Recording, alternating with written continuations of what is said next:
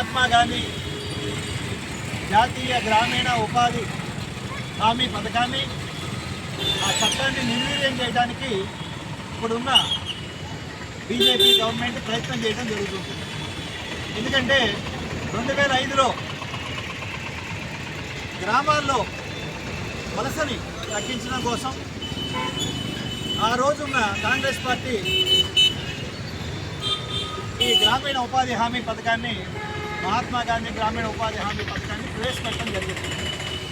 ఎందుచేతనంటే గ్రామాల నుంచి వలస వెళ్ళిన వలసదారులు అలాగే కూలీలు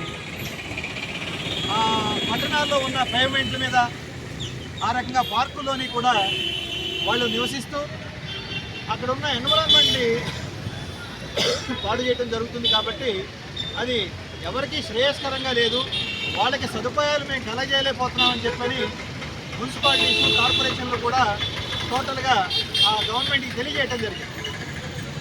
సో ఈ విధంగా ఎన్విరాన్మెంట్ పాడవుతుందనే ఉద్దేశంతో అప్పుడున్న కాంగ్రెస్ పార్టీ సోనియా గాంధీ గారు యూపీఐ చైర్పర్సన్తో మొత్తం అందరూ భేటీ అయ్యి ఇలా కాదు, ఈ గ్రామంలో ఉన్న గ్రామీణుల్ని వలస తగ్గించడం గురించి అప్పుడు వాళ్ళని వలస రాకుండా ఉండడం గురించి ఈ మహాత్మా గాంధీ జాతీయ గ్రామీణ ఉపాధి చట్టాన్ని ప్రవేశపెట్టడం జరిగింది.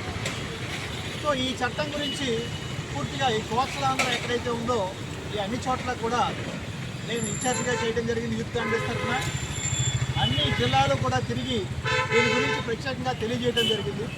సో ఇటువంటి చట్టాన్ని ఎక్కడైతే గ్రామాల్లో ఉన్న ప్రజలు ఉన్నారో వాళ్ళు రావాల్సిన అవసరం లేకుండా వాళ్ళకి పనున్నా లేకపోయినా కానీ మనం ఈ గవర్నమెంట్ తరఫు నుంచి వాళ్ళకి ఉపాధి కల్పించాలి.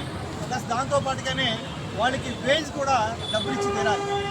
సో ఆ చట్టం అంత పవర్ఫుల్ అయిన చట్టం, దాన్ని నిర్వీర్యం చేసి ఆ ఉపాధి హామీ చట్టాన్ని మొత్తం మార్చేద్దామనే ఉద్దేశంతో ఇప్పుడున్న ఎన్డీఏ గవర్నమెంట్ టోటల్గా బీజేపీ గవర్నమెంట్ దీన్ని పేరు కూడా మార్చి వేరే చట్టం చేయడానికి ప్రయత్నం చేస్తున్నారు. కాబట్టి దీన్ని మాత్రం మహాత్మా గాంధీ జాతీయ గ్రామీణ ఉపాధి చట్టం కిందే ఉంచాలని యావత్ కాంగ్రెస్ పార్టీ దేశం మొత్తం మీద అన్ని చోట్ల కూడా నిరసన తెలియజేయడం జరుగుతుంది. ఈ మహాత్మా గాంధీ బొమ్మ ఎదురుగుండా, సో ఈ విగ్రహాలు ఎదురుగుండా. సో కాబట్టి ఏదేమైనా ప్రజలందరూ తెలుసుకోవాల్సిన విషయం ఏంటంటే ఒక్కొక్కటి నిర్వీర్యం చేయడం జరుగుతుంది. బీజేపీ వచ్చిన తర్వాత గత 12 సంవత్సరాల్లోని కూడా మొత్తానికి ఎప్పుడైతే కాంగ్రెస్ పార్టీ తీసుకొచ్చిన చట్టాలు కానీ లేకపోతే గవర్నమెంట్ సంస్థలను కానీ స్టీల్ ప్లాంట్తో సహా మొత్తాన్ని అన్నింటినీ కూడా ఒక కార్పొరేట్ సంస్థలకు అప్పచెప్తే వాళ్ళు ఎలక్షన్లో ఉపయోగపడతారనే ఉద్దేశంతో మొత్తాన్ని అంతా ప్రైవేటీకరణ చేద్దామనే ఆలోచనలో ఉన్నారు.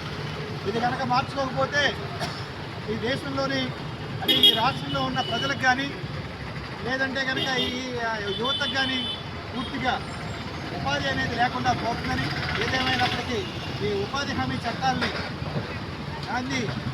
మహాత్మా గాంధీ గ్రామీణ ఉపాధి హామీ చట్టాన్ని ఈ రకంగా ఉంచినట్లయితే ఈ దేశంలో అందరూ కూడా ఆయన్ని మర్చిపోకుండా ఎప్పటికప్పుడు ఆయన తలుచుకునే విధంగా ఉంటుందనే ఉద్దేశంతో యావత్ ప్రజలందరికీ తెలియజేస్తూ ఇంకొకసారి తీసుకున్నాను.